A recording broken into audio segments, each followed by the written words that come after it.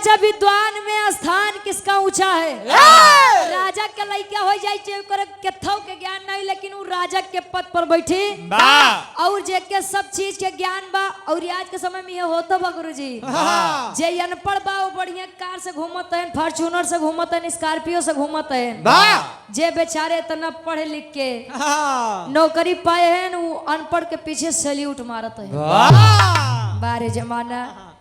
और लोग कहते हैं कि देखा एक रोटी कम खाया लेकिन लड़कियन के जरूर पढ़ाया। आजकल हम ऐसा नहीं भाई, स्कूल में 70% बच्चे केवल टाइम पास करने जाते हैं। जाते स्कूल में खुलब है, केवल स्कूल में खुलबो करत है। अब कहते हैं कि एक रोटी कम खाइए लेकिन बच्चों को पढ़ाइए। और लड़का पढ़वे न करी तो बाबू माई का मार के पढ़वाइए। आज जबरदस्ती हो फ्री फायर खेलिए। बाहर जमाना ऑनलाइन वाला क्लासेस जब सिस्टम आ रहा है तो बड़को मोबाइल ले बाद लड़कियां पबजी ज्यादा खेलन, पढ़े लिखे कम। और लड़कियों कह देन कि ऑनलाइन क्लास चलत बा।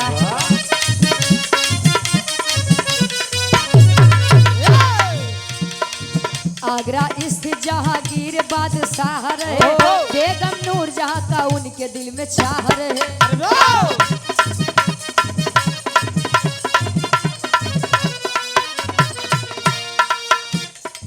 भले से नगर में खैले सुल्ताना खानम थी।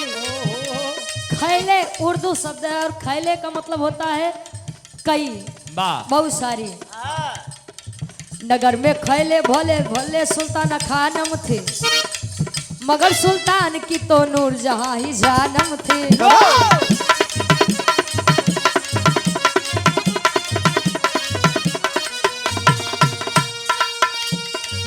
बादशाह बेगम के विपुल अफसाने थे, तो बादशाह बेगम के विपुल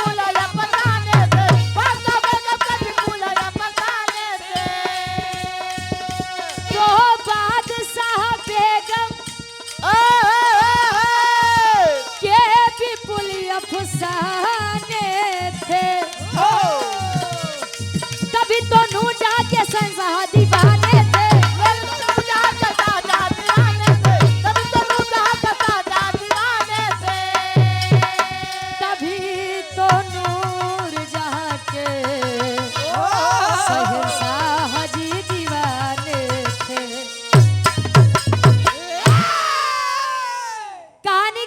समझ ला गुरुजी।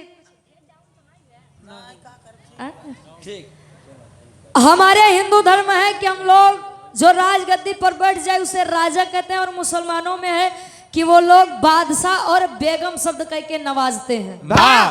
आगरा में स्थित जहांगीर का शासन चल रहा था। और जहांगीर, अच्छा एक बात है गुरुजी, पहले के राजा पहले के बादशाह 2-3 रानी रखे हैं। जेकरे ऊपर दिल्ली आ जाए तो अब समझा वो हासिल हो ही चाहिए जैसे हो। आज के समय में आज के रानी 4-5 राजा रखा था। अच्छा तार वाली ठीक बा कि नहीं? महेंद्र नहीं ऐसा बात ना बा कि केवल रानी राजा रखत है गुरुजी। वो पहले वाला सिस्टम में आजो लागे बा। एक घर वाली बात देखी, बाहर वाली बात का दादा ठीक बा। हाँ समझावे इनकी। कई पत्नियां थी लेकिन सबसे खूबसूरत बेगम नूरजहां थी। और इस बात का प्रमाण मिलता है कि नूरजहां बेगम को कभी भी किसी ने बेनकाब नहीं देखा था।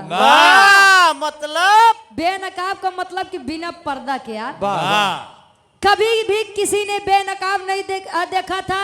अच्छा एक चीज बा कि जो चीज जो नारी ज्यादा खूबसूरत होती है, लड़के उसी तरफ ज्यादा खिंचाव रखते हैं, लगाव रखते हैं। रानी तक कई रहे लेकिन सबसे ज्यादा जहांगीर नूरजहां बेगम के चाहे। एक दिन नूरजहां बेगम अपने कमरे में बैठ करके बाहर का आनंद ले रही हैं। थले जहांगीर आवत हैं, उनके खूबसूरती के बखान करते हैं। हाय हाय माशाल्लाह, खुदा ने क्या हुस्न दिया है, क्या नूर है।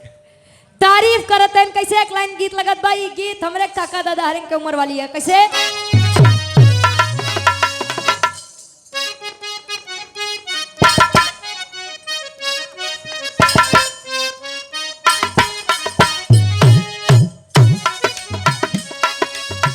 लड़की कहे कजरा मोहब्बत वाला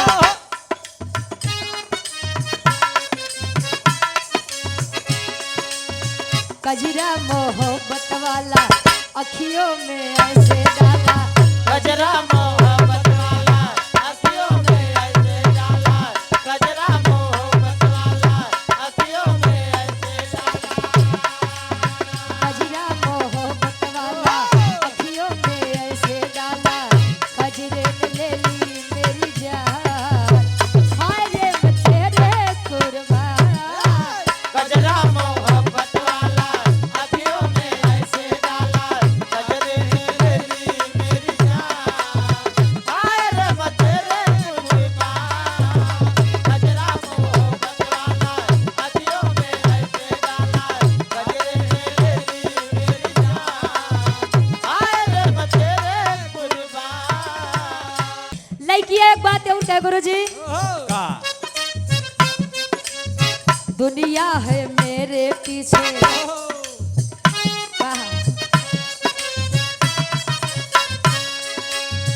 दुनिया है मेरे पीछे लेकिन मैं तेरे पीछे दुनिया है मेरे पीछे लेकिन मैं तेरे पीछे दुनिया है मेरे पीछे लेकिन मैं तेरे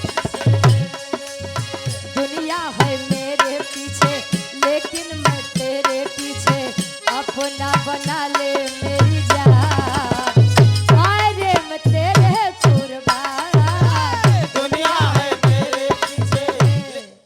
तारीफ कर रहे हैं जहांगीर बेगम नूर जहां की कैसे का? आई हाय रे मोरी रानी क्या हुस्न दिया है आपको खुदा ने आई हाय रे मेरी रानी गजबे बात तोहरी जवानी आई हाय रे मोरी रानी आय आय रे मोरी रानी गजब है बात तोरी जवानी आय हाय रे मेरी रानी गजबे बात तोहरे जवानी आम के फाकी जैसे यार देखलू त रुकी जाला साथ आय आय रे मोरी रानी गजब है बात तोरी जवानी आमे से भारी जैसे देख लू तो रुकी जाला सा आय आय रे मोरी रानी गजब है बात तोरी जवानी आमे से भारी जैसे देख लू तो रुकी जाला सा कहे आई हाय रे मेरी रानी गजबे बात तोहरी जवानी आम के फाकी जैसे आँख आ देखेलू तो रुक जाला सांस वाह क्या आंखें हैं आपकी क्या गाल है आपके क्या होठ है आपके पूरा मधुशाला तारीफ पे तारीफ कहाँ ये तने नहीं हेलो ऑपरेटर भाई कहाँ है हो एक उठाए दो भाई बड़ी मेहनत लेत बा आवाज उठावे के बढ़ावा कहे हिरनी के जैसे रानी चल जोरदार बाटे हिरनी के जैसे रानी चल जोरदार बाटे हिरने के जैसे रानी चल जोरदार बाटे कमर कमानी जैसे सुन लचकदार बाटे कमर कमानी जैसे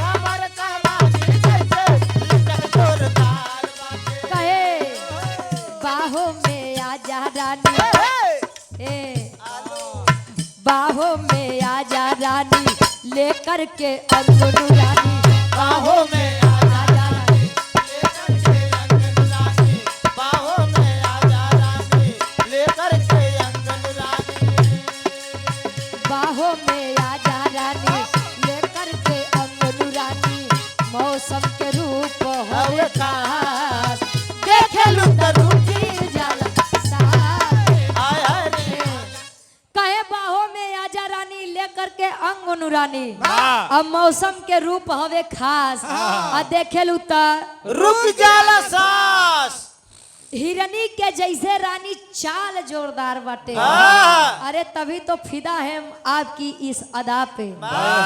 ताले अच्छा एक बात बा गुरुजी, हाँ। चाहे लड़की हो चाहे लड़का हो, लेकिन अगर ओकर थोड़ सा खूबसूरती के बखान कई दा बात मुड़े चाहिए तब वैसा शर्माई, हाँ। ऐसे शर्माई। हाँ, बिना फरुहक माटी खोद दे गोड़े से। वाह, बेगम की तारीफ जहांगीर करे और जहांगीर के तारीफ सुन करके तारीफ पे तारीफ जहांगीर करत है गुरुजी।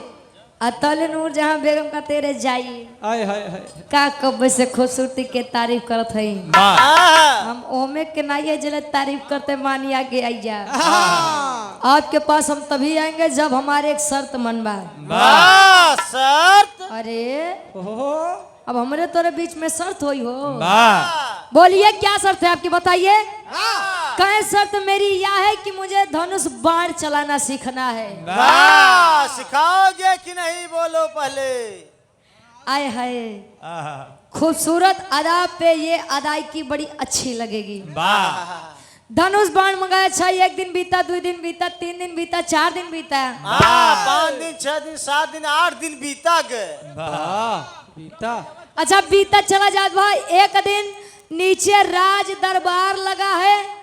राज दरबार में जहांगीर बैठे हैं और जहांगीर के धर्म पत्नी नूरजहां बेगम साहिबा ऊपर छत पे खड़ी हैं, देख रही है कि आय हाय आय, कितना गजब मौसम बा। आय हाय, मौसम है आशिकाना। आय हाय गुरुजी हाँ देखा तई क्या मौसम है। अतले विचार करत हई एक पेड़ बा और पेड़ के डाली पर एक कौआ बैठा है। वाह, काला वाला। काला कौआ बैठा है। अच्छा बैठा है तो जहांगीर की बेगम साहिबा नूरजहां सोच रही है कि क्यों ना आज खुद की परीक्षा ली जाए। हमार बादशाह इतना दिन से सिखावत है, देखिए कुछ सीखे कि नहीं सीखे। कौआ पे लगाओ निशाना यार। धनुष पर बाण चढ़ाई और निशाना साधा तई। कैसे बिरहा में गीत लगत बा, कोनो देवर अपने भौजाई से मजाक करत बा।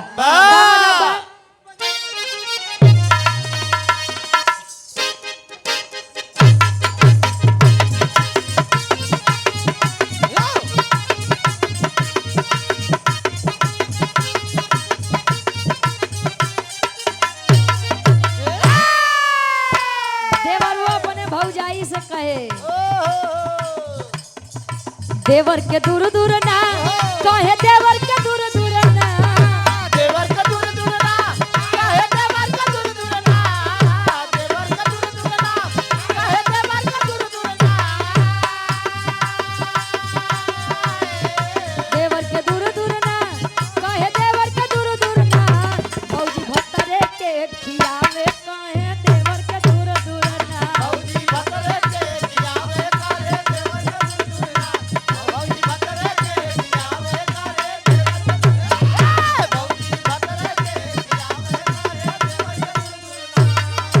भौजी भत्तरे के खिया में कहे, देवर के दूर दूर ना।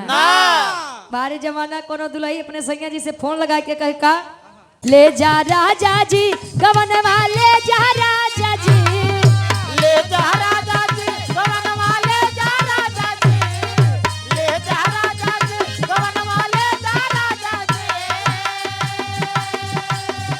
ले जा राजा जी गवन वाले जा राजा जी, सुदिया दिनवा के भुला जा गवना ले जा राजा जी। दिया गवना से बुला जा गवना ले जा।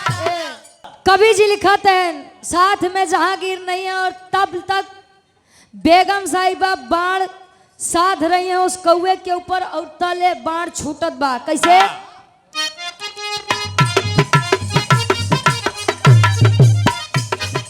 मारे बेगम जी बनवा मारे बेगम जी, मारे बेगम जी बनवा मारे बेगम जी, मारे बेगम जी ओ बनवा मारे बेगम जी।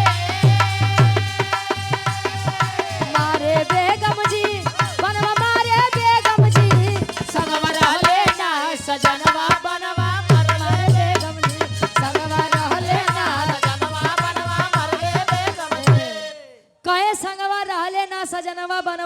है बेगम जी, छूटा है धनुष से बाण, और जब बाण छूटा है अपने तरफ खतरे को आता देख कौआ उड़ा है वहां से।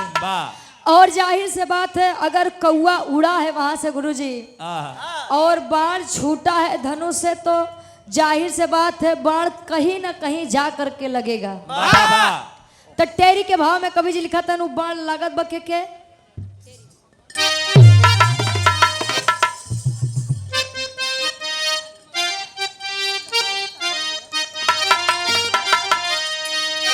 अरे तो अरमान सारा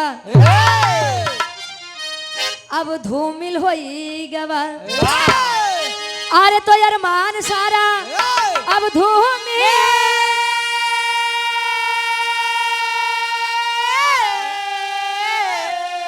अरे तो अरमान सारा अब धूमिल होई गवा, बेगम बाण चलाई मरा एक इंसान, अरे इंसान अरे इंसान।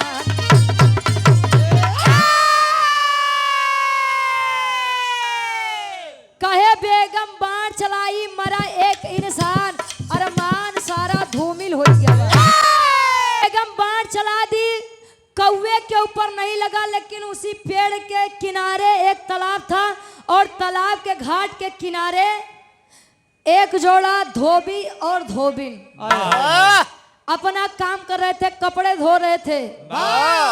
जहांगीर धर्म से मुसलमान थे और वह धोबी और धोबिन धर्म से हिंदू धर्म से बिलोंग करते थे। बाण आकर लगा है धोबिन के पत्नी धोबी को, सीने में लगा है। आय हाय साहब, किसी की हंसती खेलती दुनिया एक क्षण में उजड़ जाए, उसके ऊपर क्या बीतेगी ये आप लोग अपने ऊपर लेकर के देखिएगा। आप भी किसी न किसी औरत के पति हैं और आप भी अपनी पत्नी से बड़ा प्रेम करते होंगे।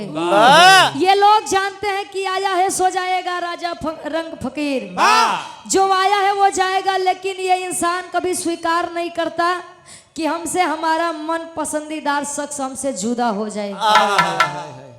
धोबिन के पति धोबी को बाण लगा है, पहुंची है लेकर के राज दरबार के सामने, दिल में दर्द लेकर पहुंची है राज दरबार के अंदर, और हाथ जोड़ करके बैठी है उस मुसलमान बादशाह के सामने। और एक बात कहे का कहे बिरहा के आखिरी गीत लगत बा।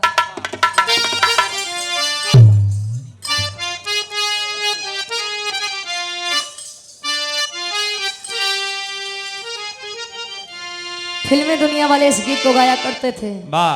अरे क्या तुम्हें पता है अरे गुलशन, अरे क्या तुम्हें पता है अरे गुलशन, मेरे दिल बरियाने वाले हैं। क्या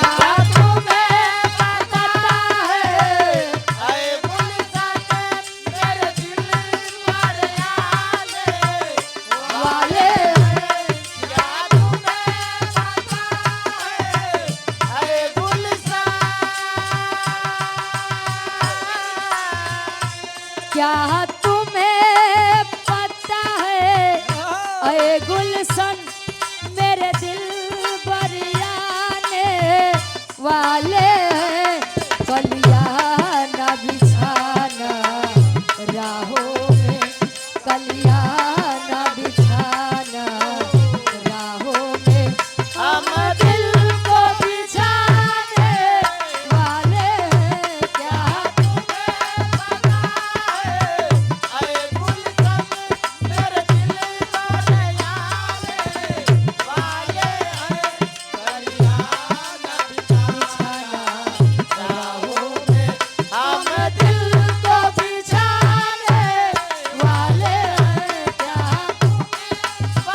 क्या हुई खता है,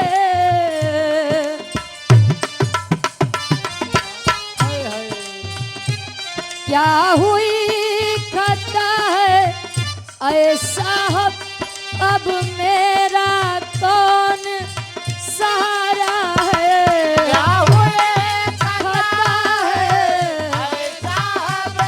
अब मेरा कौन सहारा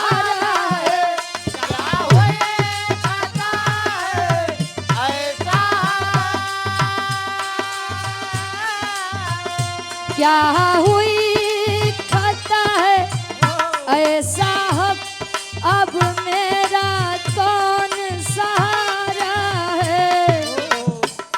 मैं दीन दुखी हूँ खुद राज, मैं दीन दुखी हूँ खुद राजन, मेरे पिया को बेगम ने मारा है। क्या हुई खता है ऐसा अब मेरा कौन सहारा है। मैं दीन दुखी हूँ आएगा रब, मेरे पिया को बेगम ने मारा है। क्या हुई खता है ऐसा।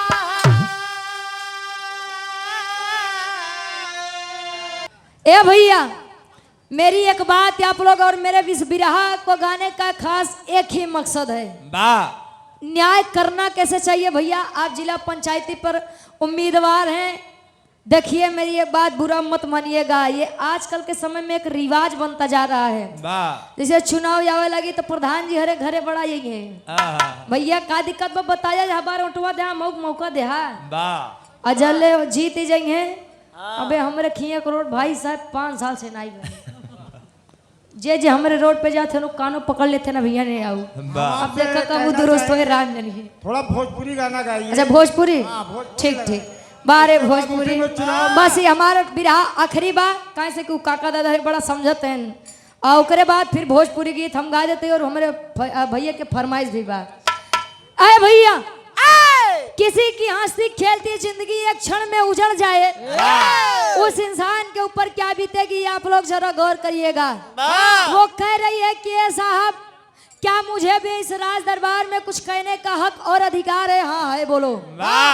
क्या गलती थी मेरे उस पति की जिसे मार दिया गया? किसने मारा? आपकी पत्नी नूरजहां बेगम साहिबा ने। खड़े हो गए जहांगीर की लड़की, लड़की तुम्हारी हिम्मत कैसी हुई मेरी बेगम साहिबा के ऊपर सवाल खड़ा करने की? कहें कि खुद को राजा समझते हैं। अगर खुद को राजा समझते हैं तो मेरी एक बात सुन लीजिए, गुनहगार गुनहगार होता है, चाहे वो बड़ा हो चाहे छोटा हो, लेकिन गुनहगार सदैव गुनहगार ही कहलाता है। गई है अपने पति के सीने से वह बाण लेकर आई है और रख देती है राज दरबार के सामने। अगर पहचानते हैं तो पहचान लीजिए बाण किसका है। ओहो, जान गए कि ये तो मेरी बेगम साहिबा के द्वारा की गई गलती है। ऐलान करते हैं। कौन ऐलान बा? पापड़ के भाव में कवि जी लिखा है, अरे बोले बादशाह करूंगा इंसाफ माफ हर गलती का, तो बोले बादशाह करूंगा इंसाफ माफ हर गलती का। धनुष बाण को उठा लिए हैं हाथ माफ हर गलती का। धनुष बाण को उठा लिए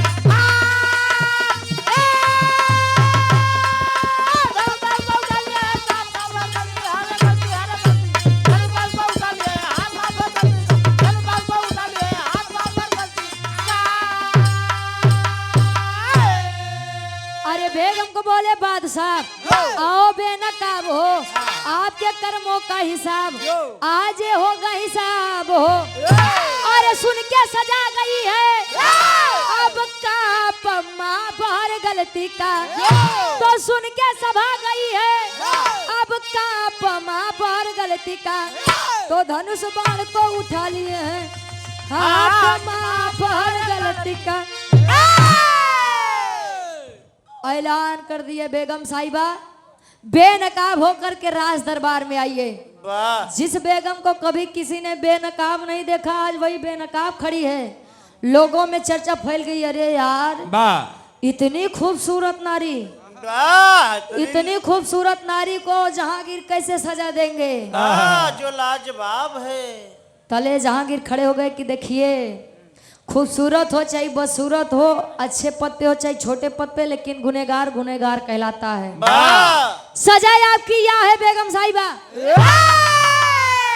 धनुष बाण को उठा करके धोबिन के हाथ में थमाए कहें कि देख बहन। जले मुख से बहन शब्द निकला तब तक लड़की देख रही है रे, मेरी औकात तो इनके सामने नजरें उठा के बात करने के भी नहीं है, और या मुझे बहन शब्द से नवाज रहे हैं। कह कि देख बहन, मेरी बेगम साहिबा ने आपके पति को छीना है, अगर आप इन्हें मारेंगी कि तो इन्हें दुख का कोई एहसास ही नहीं होगा, लेकिन अगर आप इनके सुहाग को उजाड़ दो तो इन्हें उस दुख का आभास होगा जो दुख आपके ऊपर बीत रहा है। इनके सुहाग का मतलब आपको मारना है? कहें हाँ बिल्कुल, मुझे मार दो और इसे इसके गलती की सजा दे दो।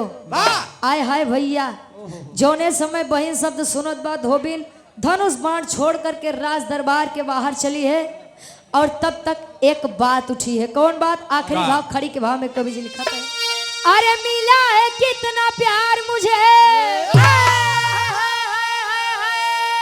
अरे तुझसे बहना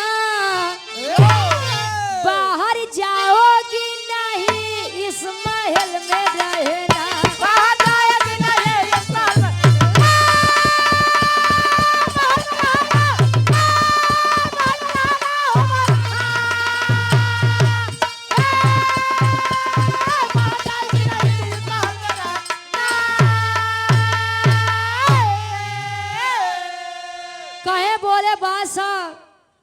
कि बहन आपने मुझे मारा क्यों नहीं? कहन के भाई देख, मैं इसके पति को तो मार सकती हूँ, लेकिन मैं अपने भाई को नहीं मार सकती।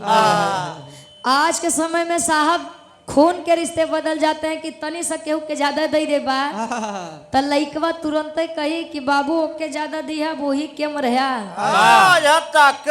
हमारे केम आवे के जरूरत नहीं बा। माई बाबू जले जियत रही है, कोनो कदर नहीं बा, या दुनिया के छोड़ के चला जाएंगे तो यो सोचिए कि ओके ज्यादा दिए रहे तो तेरा ही है करवाए, हम न करवाऊ। 10-5 हजार के मदद हम कही दे।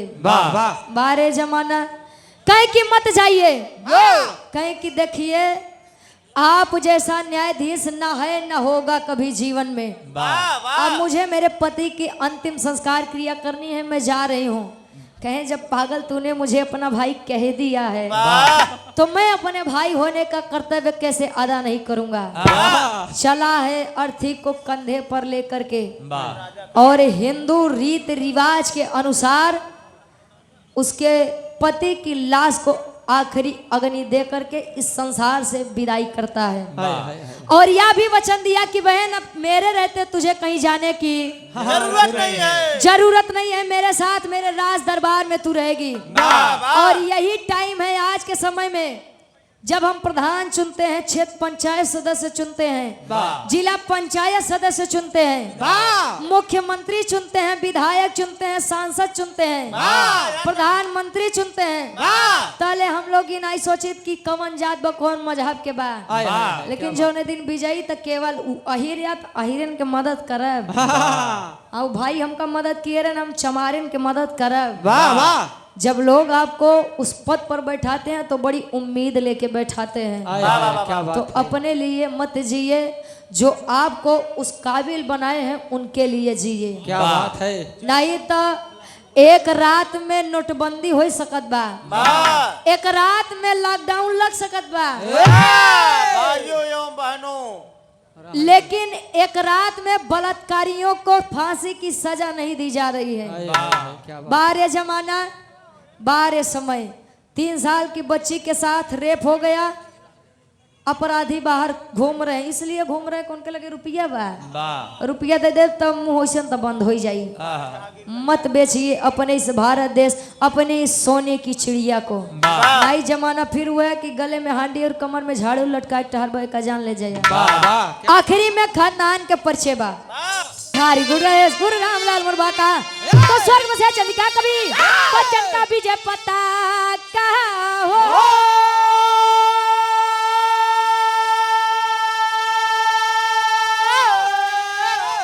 अरे रामी अरमान सारा अब धूमिल होई गवा, गावे रुचि यादव अमलेंदु जी के साथ अरमान सारा धूमिल होई